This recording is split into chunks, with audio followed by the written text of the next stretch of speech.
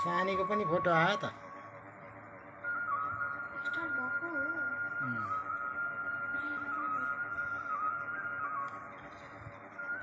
सबैलाई नमस्कार। ललित बस्नेत भिमाली सर आज सबैभन्दा पहिले झुल्किसक्नु भएको छ। आज मिति 2069 साल वैशाख 12 गते, तदनुसार 2022 अप्रिल 25 तारिक चैत कृष्ण पक्ष नवमी तिथि सोमबारका दिन राति 7:55 बजे लौकथा पाठ्य सर्वे दृश्य प्रतिष्ठानको 188औं श्रृङ्खलामा म वाचक मनोहर पोखरेल उपस्थित भइसकेको छु र यो अवसरमा हामीबीच आउनुहुने स्रष्टा द्रष्टा वाचक श्रोता साहित्य प्रेमी लघुकथा प्रेमी सबैमा हार्दिक नमस्कार गर्न चाहन्छु, हार्दिक स्वागत गर्न चाहन्छु। एउटा कुरा सम्झनै पर्छ। आजको दिन 7 वर्ष अघि वैशाख 12 गते मध्याह 12 बजेपछि मुलुक सन्तासमा परेको थियो। त्यो अत्यास कहाली लाग्दो क्षण सम्झँदै पनि धेरैजनाको आङ सिरिङ्ग हुन्छ। अझै त्यो भोग्नेहरूले सम्झन पर्ने हो भने त निस्सासिन पुग्छन् होला। जुन दिन नेपालले महाभूकम्पको दैवी प्रकोप खेप्यो, विक्रम सम्वत 2072 सालको भूकम्पको 7औं वर्ष पुगेको दिन हो आज। राष्ट्रिय योजना आयोगले त्यतिखेर गरेको सङ्कलनको तथ्याङ्क अनुसार त्यो भूकम्पमा 8,891 जनाभन्दा बढीको मृत्यु भएको थियो। भूकम्पमा घाइते भएकाहरू उपचारकै क्रममा मृत्यु हुने क्रम पछिसम्म चलेको थियो, जसमा 22,300 भन्दा बढी घाइते भएका थिए। अझ भूकम्प पछिको कुपोषण र रोगले मानिसको ज्यान लियो नै। त्यो भूकम्पमा 9 लाख घर ध्वस्त भएको थियो। यसरी हजारौँको ज्यान लिने त्यो महाभूकम्प र त्यसपछिका अनगिन्ती पराकम्पहरू प्रकृतिसँग मानव संरचनाले घुँडा टेकेको दिन थियो। 2072 को भूकम्पले केवल संरचना मात्र बिगारेन, हाम्रो पहिचान ऐतिहासिक धरोहरलाई पनि उत्तिकै विनाश गर्यो। पछि काष्ठमण्डप, जसको नामबाट काठमाडौँ रहन गएको थियो, त्यही संरचना पनि धुलो पिठो बनाएको थियो। भूकम्पले धरोहरलाई पनि ढालेको थियो। आज काष्ठमण्डपका केही संरचना र धरहरा फेरि उभिएको देख्न सकिने अवस्था भएको छ। दरबार स्क्वायरहरू फेरि उभिएको देखिन थालेको छ। भूकम्पले धेरै कुराहरू पाठहरू हामीलाई सिकाएर गएको छ। भूकम्प आफैले मान्छेलाई मार्ने होइन। भूकम्पले ढालेका घरहरू संरचनाहरूका कारणले गर्दा जनधनको क्षति हुने हो। त्यसैले संरचना निर्माण गर्दाखेरि जोखिम न्यूनीकरणका उपायहरू अपनाउनुपर्छ भन्ने ठुलो शिक्षा पनि दिएको छ भूकम्पले। भूकम्प सँगसँगै आज औलो दिवस पनि हो। 2007 मा तत्कालीन अमेरिकी राष्ट्रपति जर्ज डब्ल्यू बुशको नेतृत्वमा हरेक वर्ष अप्रिल 25 लाई मलेरिया दिवसको रूपमा मनाउने क्रम सुरु भएको हो। आज संसारभरि विभिन्न जनचेतनामूलक कार्यक्रमहरू गर्दै मलेरिया दिवस मनाइएको छ। नेपालमा भने हिजो र आज स्थानीय तहको निर्वाचनको मनोनयन दर्ताको दिन भएको कारणले अहिले साँझसम्म पनि धेरैवटा मुख्य निर्वाचन र निर्वाचन अधिकृतको कार्यालयमा भिड सकिसकेको छैन। त्यहाँ भित्र प्रवेश गरेका उम्मेदवारहरूको मनोनयन दर्ता हुने क्रम अझै पनि जारी रहेको स्रोतहरूबाट जानकारी आएको छ र रेकर्डहरू हामीले वेबसाइटहरूमा हेर्दा रेकर्डहरू धमाधम अपडेटहरू भइरहेको छ। म औलो दिवसबाट पनि समयमै उपचार पायो भने मलेरिया पनि निको हुने रोग हो। यसर्थ मलेरिया विरुद्ध खोप नलगाएका व्यक्तिहरूमा यसको दर सङ्क्रमण उच्च हुने भएकोले मलेरिया ओसार्ने लामखुट्टेले अपनाउनका लागि पनि हार्दिक आग्रह गर्दछु। सन् 2022 advance equity build resilience end malaria भन्ने नाराका साथ औलो दिवस मनाइरहेको छ। यसर्थ भूकम्प दिवस आज, औलो दिवस पनि आज, दुवैबाट जोगिनु पर्ने उपायहरू हामीले अवलम्बन गर्न जरुरी छ। यो भन्दै म आजको दिन लघुकथा वाचनलाई आरम्भ गर्ने अनुमति चाहन्छु। धेरैजना आइसक्नु भएको छ, म देखिरहेको छु। पुनम पोखरेल नानी मैया पनि आइपुग्नु भएको छ। तोयानाथ सुवेदी सर पनि आइपुग्नु भएको छ। लक्ष्मी रिजाल पनि आइसक्नु भएको छ। उहाँहरू सबैजनालाई हार्दिक स्वागत छ, भव्य स्वागत छ। तोयानाथ सुवेदी लिखलिन् कि नमस्कार ऐछ कहि के लिखने ऐछ, उनको नमस्कार कर चाहेछि, प्रणाम कर चाहेछि। लक्ष्मी रिजालजीले पनि नमस्कार भन्नुभएको छ। म लघुकथाहरू आरम्भ गर्न चाहन्छु। यो लघुकथा उपलब्ध आज छनौट हाम्रो लघुकथा पाठ्य सर्वे दृश्य प्रतिष्ठानका व्यवस्थापक नन्दलाल आचार्यजीले आज छनौट गरेर मलाई कथाहरू उपलब्ध गराउनु भएको छ। त्यसका लागि उहाँलाई हार्दिक आभार व्यक्त गर्न चाहन्छु। र पहिलो लघुकथा यक्ष प्रश्न निरज दैयाको छ। यसलाई म वाचन गर्न गइरहेको छु। चारैतिर मूर्ति नै मूर्तिहरू, अनेक देवी देवताका मनमोहक मूर्तिहरू। म बुवाको औँला समाएर चारैतिर हेरिरहेको थिएँ। थरी थरीका रङ यति सुन्दर देखिरहेका थिए, कुरै नगर्नु। हजुरआमाले घरबाट निस्किँदा मलाई सम्झाएकी थिइन्, सुन राम्रो चाहिँ भगवानको मूर्ति छानेर ल्याएस्, कुनै यस्तो उस्तो फाल्तु उठाएर नल्याएस्।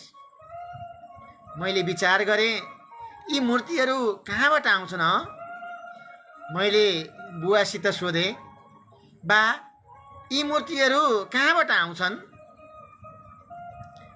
कालीगढले बनाउँछन्, मूर्तिकार कलाश्रीको कारखानामा बन्छन्।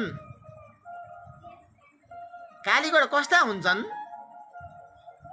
मूर्ति बनाउने कालीगढ हुन्छन्। कालीगढ तिमी म जस्तै मान्छे नै हुन्। के साँच्चै बुवा कालीगढ मान्छे हुन्? हो। त्यसो भए मान्छेले भगवानलाई कसरी बनाउन सक्छन्? बस मेरो यति भन्नु थियो। बुवा रिसाइहाल्नुभयो र भन्नुभयो, मुख बन्द गर। म चुप छु, तर कोही मलाई बताओस् मान्छेले भगवानलाई कसरी बनाउन सक्छन्। कथा समाप्त भयो। यो हिन्दीबाट अनुवाद गरिएको लघुकथा हो। निरज दैयाले लेख्नु भएको यो यक्ष प्रश्नलाई राशाले अनुवाद गर्नुभएको थियो। साँच्चै यो यक्ष प्रश्न तपाईँ हाम्रो दिमाग हल्लाएर गएको छ। भगवानले मान्छेलाई बनाउने हो भने मान्छेले कसरी भगवान बनाउँछ? यो प्रश्न साँच्चै अत्यन्तै यक्ष प्रश्न रहेको छ र यसको उत्तर दिन त्यति सजिलो छैन। यति मिठो लघुकथाका लागि निरज दैयालाई हार्दिक आभार व्यक्त गर्न चाहन्छु। हामी बिचमा केही साहित्य प्रेमी लघुकथा प्रेमी पनि आइसक्नु भएको छ। अग्रज सर्जक म देखिरहेको छु खगेन्द्र बस्यालजीलाई। खगेन्द्र बस्यालजी लेख्नुहुन्छ, सम्पूर्ण लघुकथा अनुरागीहरूमा रूपन्देही तिलोत्तमा 9 सरस्वती पथबाट नमस्कार छ भन्नुभएको छ। हाम्रा अग्रज खगेन्द्र बस्यालजीलाई पनि हार्दिक नमस्कार छ र भव्य स्वागत छ। यसै गरी खगेन्द्र बस्यालजीले नै थप लेख्नुभएको छ, सुन्दर कथा प्रस्तुतिले पनि न्याय पायो। यति मिठो टिप्पणीका लागि खगेन्द्र बस्याल सरलाई हार्दिक आभार व्यक्त गर्न चाहन्छु। र म लघुकथा दोस्रो लघुकथा सडक छाप जसलाई दिनेश निरौलाजीले लेख्नु भएको छ। यो लघुकथा यसरी सुरु हुन्छ। धिक्कार छ ती बाबुआमालाई जसले आफ्नो मनोरञ्जनको लागि यसरी सन्तान जन्माउँछन् अनि छोडिदिन्छन् सडक सडकमा। प्राय आजको कार्यक्रममा सबै वक्ताको एउटै भाषण थियो। 14 बालक र 6 बालिका जम्मा गरेका थिए आयोजकले। कार्यक्रम थियो सडक बालबालिकालाई खाना र लत्ता कपडा वितरण। म क्याटरिङको मजदुरको रूपमा त्यहाँ सहभागी हुन पुगेको थिएँ। हो, मैले मेरो मनोरञ्जनको लागि गीत गजल मुक्तक र केही कथाहरू लेखेको छु। नितान्त मेरो मनोरञ्जन र आत्मसन्तुष्टिको लागि छोडेको छु सडक सडकमा। कि ती मेरा सन्तान होइनन्? के तिनको लालन पालन गर्नु मेरो कर्तव्य होइन? आफ्ना सन्तान सडक छाप भएको टुलु टुलु हेर्नु मेरो धर्म हो। मनले मनसँग हजारौँ प्रश्न सोधे। ए डोरे, पुलाउको पानी काट्न ढिला भएन? मलाई साहुले हकार्यो। हतार हतार काममा फर्किएँ। मैले अठोट गरेँ, म पापी बाबु बन्दिनँ। कथा समाप्त भयो। धन्यवाद। ओखलढुङ्गा हाल सुनसरी बसोबास गर्नुहुने लघुकथाकार दिनेश निरौलाजीलाई असाध्यै मिठो मिठो कथा लेख्नुहुन्छ र हाम्रो लघुकथा पाठ्य सर्वदृश्य प्रतिष्ठानमा पोस्ट गरिरहनुहुन्छ। दिनेश निरौलाजीप्रति हामी त्यसै पनि कृतज्ञ छौँ। अत्यन्तै लघुकथा र मिठो लघुकथा। अन्तिमको शब्द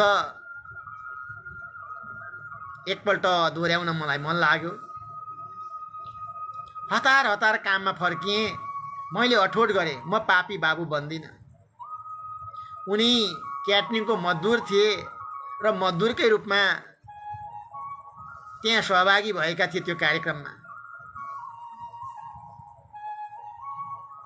एउटा आयोजकले सडक बालबालिकालाई 14 बालक र 6 बालिकालाई जम्मा गरेर लत्ता कपडा र खाना वितरण गरिरहेको थियो। खाना खुवाउने र लत्ता वितरण गर्ने कार्यक्रम थियो। त्यहाँ उनले यसरी मनोरञ्जनको लागि सन्तान जन्माउने अनि यसरी छोडिदिने सडकमा भनेर सबैले भाषण गरे। त्यस्ता बाबुआमालाई धिक्कारे। ती मजदुर जसको नाम डोरे हो, उनले चाहिँ नि मनमा नै अठोट गरे, म चाहिँ नि यस्तो पापी बाबु बन्दिनँ भनेर। धेरै धेरै आभार छ। 2069 साल वैशाख 3 गते सिर्जित भएको यो दिनेश निरौलाको सडक छाप लघुकथाका लागि फेरि पनि हार्दिक आभार व्यक्त गर्न चाहन्छु र तेस्रो लघुकथातर्फ म अगाडि बढ्न चाहन्छु। तेस्रो लघुकथाको शीर्षक छ पुष्टि गर्ने कागजात, जसलाई वसन्त अनुभवले लेख्नु भएको छ। कथा यसरी सुरु हुन्छ। तपाईँ रमेश हो र भने? नागरिकता अनुसार न अनुहार मिल्छ न हस्ताक्षर नै। पसल धनीको नागरिकताको फोटो र हस्ताक्षर हेर्दै एक कर्मचारीले भन्यो। कर्मचारीको कुराले उसको पारो रनक्क तातेर आयो। मुखभरि जवाब आएर अडियो। तर कर्मचारीसँग मुख लाग्दा आफैलाई घाटा हुने कुरा सम्झेर खुम्चियो। पसल अनुगमनका नाममा विगतमा अनेक अनावश्यक दुःख र झन्झट दिएको सम्झियो। सर पनि कस्तो कुरा गर्नुहुन्छ? 15-20 वर्ष पहिले किशोर अवस्थामा बनाएको नागरिकताको फोटो र अहिलेको अनुहार कसरी हुबहु मिल्छ त? जबरजस्ती मुस्कुराउँदै उसले भन्यो। अब यहाँ धेरै कुरा गर्ने होइन। भोलि फरक परे के हुन्छ? आफ्नो परिचय खुलाउने थप कागजात पेश गर्नुहोस्। अनि बल्ल काम हुन्छ।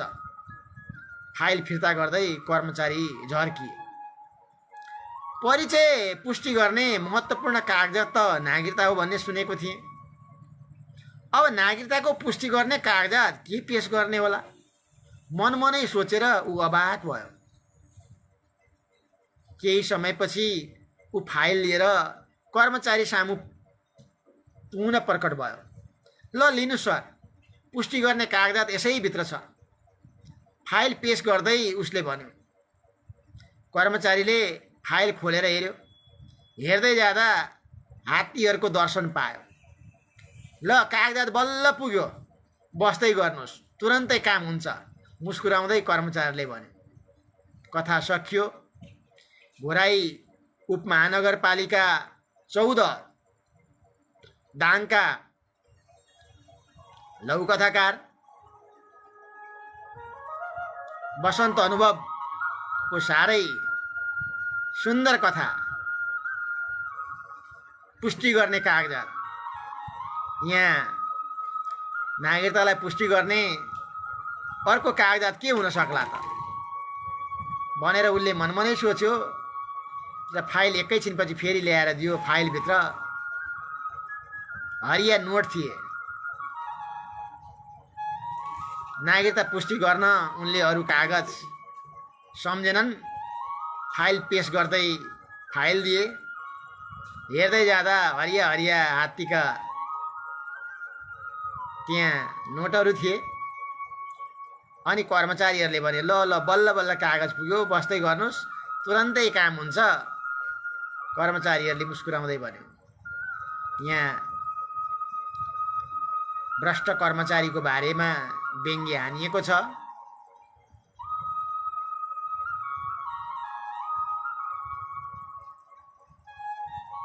घुस नदिकन कुनै कामै हुँदैन, घुस दिए पनि सजिलै काम हुन्छ भनेर यो कथाले एउटा चित्रण गरेको छ। र यसरी भ्रष्ट प्रवृत्तिप्रति बसन्त अनुभवजीले एउटा व्यङ्ग्य प्रहार गर्नुभएको छ र शिक्षा दिनुभएको छ र भ्रष्टाचारहरूप्रति तीखो बाण चलाउनु भएको छ। यसका लागि फेरि पनि लघुकथाकार बसन्त अनुभवप्रति हार्दिक आभार व्यक्त गर्न चाहन्छु।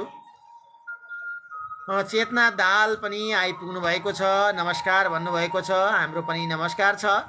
अरू धेरैजनाले हेरिरहनु भएको छ। यहाँ अनुहारको सानो सानो चित्र देखिरहेको छु, ठम्म्याउन सकिरहेको छैन। तोयना सुवेदी जाइने हुनुहुन्छ, अरूहरू पनि हुनुहुन्छ। म यहाँ केही टिप्पणीहरू आए भने मैले देखेँ भने म त्यसलाई सम्बोधन गर्ने नै छु, वाचन गर्ने नै छु। र म अब अगाडि बढ्न चाहन्छु। चौथो लघुकथा आइपुग्यो। चौथो लघुकथा भन्ने बित्तिकै उमेश कुमार कार्की हुनुहुँदो रहेछ। उमेश कुमार कार्कीजीलाई भव्य स्वागत छ। उहाँले लेख्नुभएको छ, नमस्कार सबैजना साहित्यिक मनहरूप्रति भन्नुभएको छ। उमेश कुमार कार्कीलाई हाम्रो पनि भव्य स्वागत छ। हामीले भव्य स्वागत गऱ्यौँ र हार्दिक आभार र नमस्कार व्यक्त गर्न चाहन्छु। अशोक यादव पनि विष्णुपुर गाउँपालिकाबाट हेरिरहनु भएको छ। उहाँलाई पनि हार्दिक स्वागत र नमस्कार भन्न चाहन्छु। सबैप्रति हार्दिक आभार व्यक्त गर्दै म चौथो लघुकथा वाचन गर्न चाहन्छु। चौथो लघुकथा वन्दना घिमिरेले लेख्नु भएको छ, जसको शीर्षक छ बुढाकी प्यारी। कथा यसरी सुरु हुन्छ। हिजो राति 10 बजेतिर मोबाइल हेर्दै थिएँ। फ्रेन्ड रिक्वेस्टमा आँखा पर्यो। ओहो, 743 रिक्वेस्ट! कसका होलान् यति धेरै रिक्वेस्ट? नाम पढे, केही परिचित, बाँकी धेरै जसो अपरिचित। केही अनुहार र नाम मिलेकाहरूको प्रोफाइल हेरेर एक्सेप्ट गरे। नयाँ रिक्वेस्ट देखियो त्यही बेला। बुढाकी प्यारी म, नामसहित फोटो लाली गुराँस। हरदम जिस्किरहनु पर्ने साथीहरूलाई सम्झे। पटक्क सम्झना आएन। सत्यवती हो कि अनुमान लगाएँ। उसलाई बुढाले असाध्यै माया गर्छ भनिरहन्थे। उसको सत्यवती नामको मेसेन्जरमा कल गरे। सत्यवती, तिमीले बुढाको प्यारी म भन्ने नयाँ आइडी बनाएको हो? होइन साथी, अहिले म व्यस्त छु, पछि कल गर्छु भनेर कल काटे। मेरो दिमाग रन्थनियो। कस्ता मान्छेहरू, बुढाकी प्यारी म अरे, नचाहिँदो फेक आइडी बनाएर अरूको दिमाग चाट्यो। मनमनै भनेको थिएँ बरबर आएछु। मेरा बुढा कराए, राति राति मोबाइल खेलायो, बरबर आयो, कामकाज छैन, सुत्नु नि खुरुक्क। आधा रात भइसक्यो, बाँदर चारा। मसिनो स्वरमा मोबाइल चार्जबाट हटाएको, अब सुत्न आँटेको भने। बुढाको प्यारी म सहितको स्क्रिनसट राखेर फोटो, नाम ठेगाना सही नभएको रिक्वेस्ट स्वीकार गर्दिन लेखेर पोस्ट गरेर सुते। बिहान उठेर मोबाइल समाते, बुढाकी प्यारी म भन्ने आइडीबाट मेसेन्जरमा लामै मेसेज रहेछ। दिदी म मनमाया क्या, बुढाले दिनरात कुटेर हैरान बनायो, बाँच्नै नसक्ने भएँ। छोरी 10 वर्षकी र छोरो 8 को भयो। अब म नभए पनि बाँच्छन् खाना पाएपछि। म आज पल्लो गाउँको सुन्दरेसँग भाग्न लागेको छु। यो मेरो नयाँ आइडी हो। हजुरले कहिलेकाहीँ बच्चाहरूको फोटो देखाइदिनु है मलाई। म यही आइडीबाट हजुरसँग मात्र सम्पर्कमा रहनेछु। सहनुसम्म सहेँ, केही लागेन मेरो। रात दिनको लात गुस्सा कति सहनु। पट्टाघर भक्तपुरका हुनुहुँदो रहेछ। उहाँले लेख्नु भएको बुढाकी प्यारी शीर्षकको लघुकथाका लागि वन्दना घिमिरेजीलाई हार्दिक आभार छ।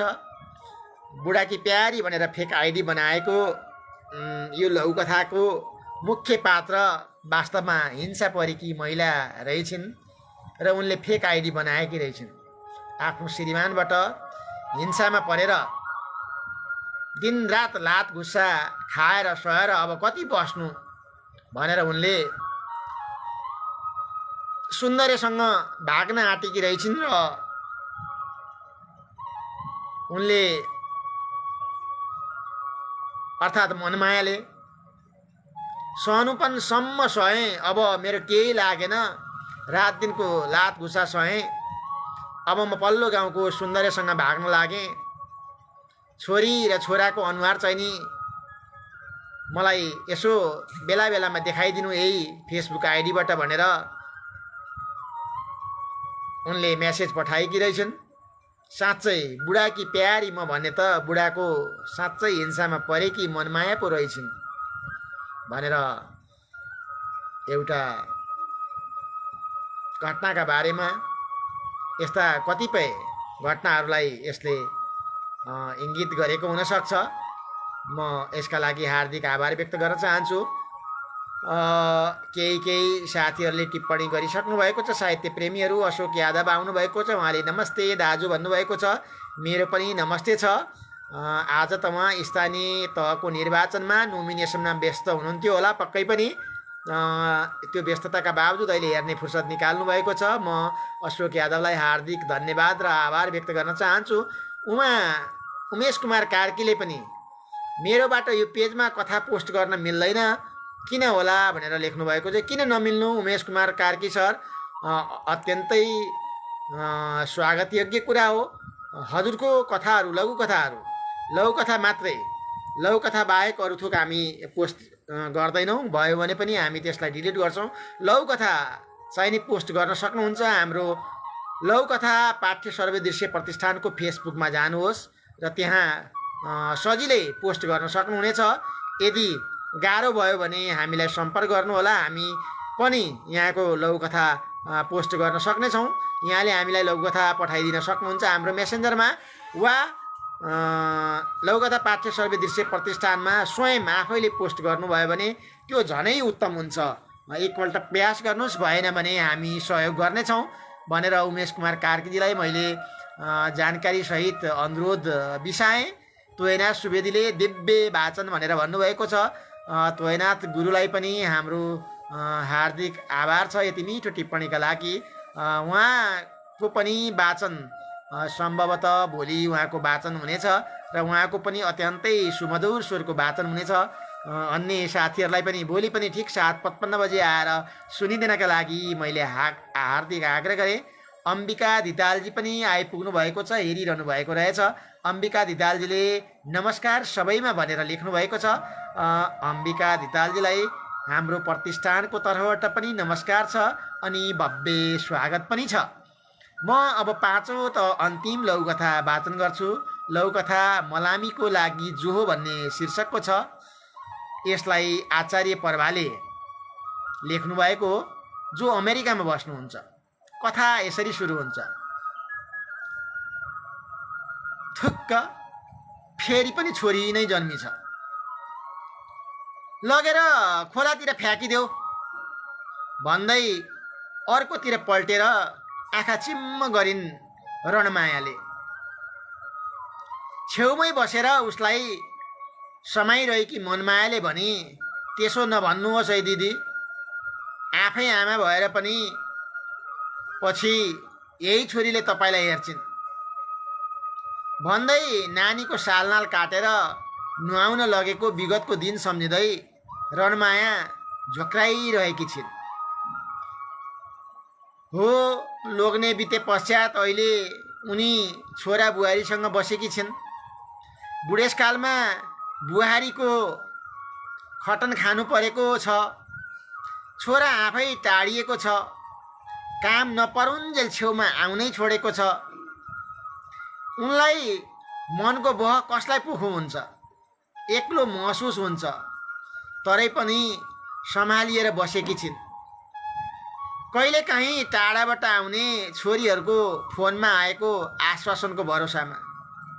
हो, उनी अहिले पश्चातापमा छिन्। आफै नारी भएर आफूले लगालग छोरी जन्माउनुको पीडाले आफूले आफूलाई सरापेकोमा चौथी छोरी सुषमा जन्मिएकी बेला जन्मिनासाथ धिक्कार्दै खोलामा फ्याँकिदेऊ भनेका वाक्य सम्झेरे। उनी यस्तै अतीत सम्झेर झोक्राइरहेकी छिन्। यसै बेला अनायास छोरा आउँछ र सोध्छ, आमा, तपाईँको जिउनी जग्गा अब बेचिदिन्छु है। रणमायाले झस्केर सोध्छिन्, किन बाबु, अहिले बेच्न के आपत पर्यो र? छोरोले झर्केर जवाफ दिन्छ, आपत होइन, अब रमालाई पनि यसो गरगहना दिनु पर्यो। माइती जाँदा जहिले बुझ्छो, कति पठाउनु? उसको पनि रहर, मेरो पनि इज्जत। म बेचेर उसलाई गरगहना जोडिदिन्छु, बाँकी रहेको पैसा तपाईँको नाममा राखिदिन्छु। अब तपाईँ पनि डाँडापारीको घाम भइसक्नुभयो, समयमा चाहिएन? मैले कहाँबाट ल्याउनु यसो आएको मान्छेहरूलाई खुवाउन? छोराको कुराले उनको आँखा रसायो, मुटु चुडियो। उनले सम्झिन्, हिजो मात्रै सबै छोरीहरूले फोनमा, आमा, हजुर हाम्रो लागि संयोजनी बाँचिदिनुपर्छ है, हामी सधैँ भगवान्सँग प्रार्थना गर्छौँ भनेका। तर आज छोरोले भने म जिउँदो छँदै मलामीको लागि खाजा पानी जुहो गर्ने सोच पालिसक्यो। कथा सकियो। 2020 अप्रिल 17 रचना गर्नुभएको यो पर्वा आचार्यको, जो अमेरिकामा बस्नुहुन्छ, उहाँको यति मिठो लघुकथा मलामीको जोहो का लागि हार्दिक आभार व्यक्त गर्न चाहन्छु। साँच्चै छोरो भन्यो, छोरी जन्म्यो भने त्यसो त छोरी जन्म्यो भने खोलामा लगेर फ्यालिदिएको कुरा उनी सम्झिरहेकी छिन्। छोरो जन्मिँदा खुसी भएको, छोरी जन्मिँदा दुखी भएको कुरा सम्झिरहेकी छिन्। यसमा त न मनमायाको दोष छ न रणमायाको दोष छ। यो त पितृसत्तात्मक समाजले महिलाहरूप्रति गरेको विभेदका कारण छोरीभन्दा छोराको महत्त्व समाजमा बढेको। अन्यथा छोरा र छोरीमा जन्मने प्रक्रिया, गर्भमा रहने प्रक्रिया, हुर्कने प्रक्रिया, जन्मदेखि मृत्युसम्मका सबै प्रक्रिया उस्तै छन्, सबै बराबर छन्। तर पनि पितृसत्तात्मक समाज, परम्पराजनित सोचका कारणले गर्दा छोरो जन्मदा हर्क बढाइ गर्ने, छोरी जन्मिँदा सोधखोज पनि नगर्ने एउटा सामाजिक प्रवृत्ति त छँदैछ। त्यसमर्ती यो कथाले तिखो व्यङ्ग्य बाण त चलाएकै छ र छोरोले मलामीको जोहो गरिरहँदा छोरीहरूले चाहिँ नि 100औं वर्ष बाँचिदिनुपर्छ है आमा हाम्रा लागि भनेर भनेको कुराले साँच्चै म वाचकको पनि आँखा रसाएको छ। रणमाया र मनमायाको मात्रै होइन, सुन्ने श्रोताहरूको पनि आँखा पक्कै पनि रसाउँछ। यति मिठो लघुकथाका लागि, यो शिक्षामूलक सन्देशमूलक, छोरीहरूका लागि खास गरिकन, विशेष गरिकन छोराहरूका लागि चाहिँ नि अत्यन्त प्रेरणादायी लघुकथा छ। यति मिठो लघुकथाका लागि हार्दिक आभार व्यक्त गर्न चाहन्छु आचार्य प्रभाजीलाई। र कथा वाचनको क्रम सकिएको छ। मैले 5वटा लघुकथा आज वाचन गरिसकेको छु। हामी बिचमा केही साहित्यप्रेमी अनुरागीहरू पनि आइसक्नु भएको छ। सरस्वती तिवारी हेरिरहनु भएको छ र सबैमा नमन भन्नुभएको छ। हाम्रो पनि नमन छ। मन्जु खतिवडा पनि हेरिरहनु भएको छ, उहाँलाई पनि हार्दिक स्वागत छ, भव्य स्वागत छ। कहिलेकाहीँ मात्रै होइन, नियमित 7:55 हाम्रो लघुकथा वाचन सुरु हुन्छ। यहाँहरू पनि आएर लघुकथा वाचन सुनिदिनका लागि र टिप्पणी गरिदिनका लागि हार्दिक आभार गर्न चाहन्छु। अगस्टिन राईलाई पनि म अहिले पछिल्लो पटक देखिरहेको छु। लघुकथाकार अगस्टिन राईलाई पनि हार्दिक स्वागत छ, हेरिरहनु भएको छ। यसै गरी हामीप्रति सदैव माया रहिरहोस्, स्नेह रहिरहोस्। हामीलाई हेरिदिइरहनु होला। कतै कहीँ बाटो बिराएको छ भने बाटो देखाइदिने पनि गर्नु होला। हाम्रो लघुकथा पाठ्य सर्वदृश्य प्रतिष्ठान स्थापना कालदेखि नै लघुकथाहरू विभिन्न राष्ट्रिय अन्तर्राष्ट्रिय भाषाहरूमा, मातृभाषाहरूमा लघुकथा वाचन गर्दै आएको छ। मातृभाषाका लघुकथाहरू, अन्य भाषाका लघुकथाहरूको हामीलाई बेला बेलामा कमी हुने गर्छ। यहाँहरूसँग त्यस्ता सिर्जनाहरू छन् भने लघुकथा पाठ्य सर्वदृश्य प्रतिष्ठानमा पोस्ट गरिदिनु हुनेछ। त्यसलाई हामीले प्राथमिकता साथ वाचन गर्नेछौँ र आजसम्म पोस्ट भएका मातृभाषाका र अन्य भाषाका लघुकथाहरू हामीले छुटाएका छैनौँ, सबै वाचन गरेका छौँ। नेपाली भाषामा लेखिएका चाहिँ नि धेरै लघुकथाहरू हुने गर्छन् र त्यसमा हामीले छनौट गर्दा केही लघुकथाहरू छुट्छन् अथवा पछि पालो पर्ने गर्छ। तर मातृभाषाका लघुकथाहरूलाई हामीले चाहिँ नि प्राथमिकताका साथ वाचन गरिरहेका छौँ। म यति भन्दै आज भूकम्पलाई सम्झना गर्ने दिन, आजको दिन विनाशकारी भूकम्प गएको थियो 7 वर्ष अघि। त्यसलाई सम्झेर हामीले भूकम्प कतिखेर आउँछ भनेर आउँदैन। यसर्थ भूकम्पले सोझै जनधनको क्षति पनि गर्दैन। भूकम्पका कारणले हामीले बनाएका घरहरू जसका संरचनाहरू, त्यसका कारणले गर्दाखेरि संरचनाहरू बिग्रिने गर्छन्। त्यसले जनधनको क्षति बनाउने गर्छ। यसर्थ संरचना बनाउँदा ख्याल गर्नुपर्ने कुरा छँदैछ। औँलो दिवस पनि हो। औँलो दिवसमा पनि मलेरियाबाट जोगिन, लामखुट्टेको टोकाइहरूबाट जोगिनका लागि अनेकौँ उपायहरू छन्। ती उपायहरू हामीले अवलम्बन गरौँ भन्दै तपाईहरूको माया ममता स्नेह रहिरहोस्। यो सद्भावप्रति हामी कृतज्ञ छौँ। हाम्रा आदरणीय प्रयोगकर्ताहरू, श्रोता, दर्शक, लघुकथा प्रेमीहरूलाई धेरै धेरै धन्यवाद छ र स्वागत छ र सबैलाई हार्दिक धन्यवाद ज्ञापन गर्दै आजको लघुकथा वाचनको कार्यबाट म यहाँहरूको बिचबाट ओझेल पर्नु अघि अगस्टिन राईले एउटा टिप्पणी लेख्नु भएको छ। नमस्कार हजुर, भव्य वाचन भइरहेको अन्तिम भाग भेटियो भन्नुभयो। अगस्टिन राईजीलाई पनि यति मिठो टिप्पणीका लागि हार्दिक धन्यवाद ज्ञापन गर्दछु। र यहाँले हामी यदि अन्तिममै आउनुभएको भने हाम्रो रेकर्ड लघुकथा पाठ्य सर्वदृश्य प्रतिष्ठानको फेसबुक पेजमा रेकर्ड सुरक्षित रहनेछ। यो युट्युबमा पनि हामीले यसलाई सुरक्षित बनाउनेछौँ। त्यसलाई हेरेर चाहिँ नि पनि टिप्पणी गर्न सक्नुहुनेछ या सल्लाह सुझाव दिन सक्नुहुनेछ भनेर जानकारी बिसाउँदै म यहाँहरूको बिचबाट अहिलेलाई ओझेल हुन चाहन्छु। भोलि पनि 7:55 बजे आउनुहोला भन्ने हार्दिक अनुरोध गर्दै म यहाँहरूको बिचबाट अब साँच्चै ओझेल पर्न चाहन्छु, नमस्कार गर्न चाहन्छु। जदौ ज्वाजलपा तारेमाम प्रणाम करैत बिदा लेछि। धन्यवाद।